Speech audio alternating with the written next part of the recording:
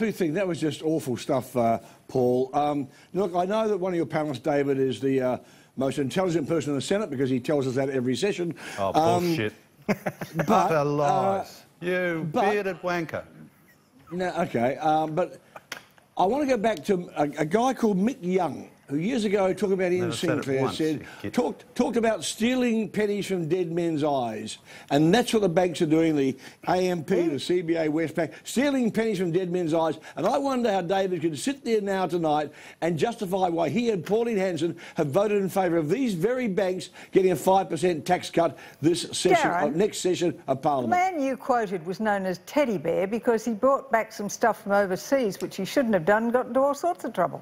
All right, but Senator... Bear, yeah, OK. All right, yes, Paddington Bear, that's quite true, Paddington Bear, but I'm still saying my point still stays. How can, David, how can you justify a 5% tax cut to these banks, which are rapacious bastards? All right, David, there's multiple things in all of that, but I'll start with, what do you think of what you've heard thus far in the Commission, and then we'll get into the tax cut stuff?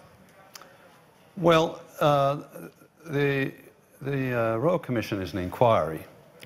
So what we're hearing is mostly historical stuff. The majority of it has been heard before, hasn't been heard in quite such dramatic circumstances, quite so systemically, or systematically perhaps is a better way to put it. And the key thing always is what's going to come out of it, what recommendations, how would you fix it? I mean, Comrade Hinch, who votes with the Greens a vast majority of the time, would probably nationalise the banks, and somehow or other that would fix it. My issue really is, well, how do you fix it? The banks are already highly regulated, and yet we still get this. So, you know, is it too much regulation that's doing it? Is there not enough competition amongst the banks? You know, how do we make it uneconomic, non-commercial for them to do this sort of thing? That's the best kind of sanitation you could ask. Well, and Senator Hinch, sorry, I'll get around to everyone else, but just on your point about tax cuts and company tax cuts specifically for the banks, why couldn't every business receive the tax cut, but you just increase the banking levy, something that is specifically focused on them rather than punishing potentially all other companies because of the actions of those before this Commission? I'll put this to Senator Cormann. Why not, for now, while a group, while an industry is before a Royal Commission, exempt them. I've told them, give the tax cuts to every company up to $500 million.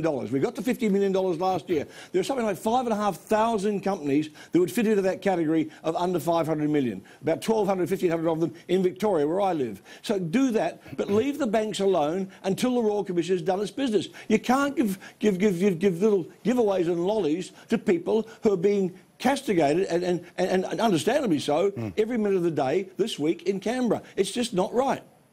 The idea that somehow or other you punish the banks who are owned by mums and dads, shareholders, superannuation funds, all those sorts of things, and somehow that's an appropriate response to what we've heard in the Royal Commission is just too silly for words.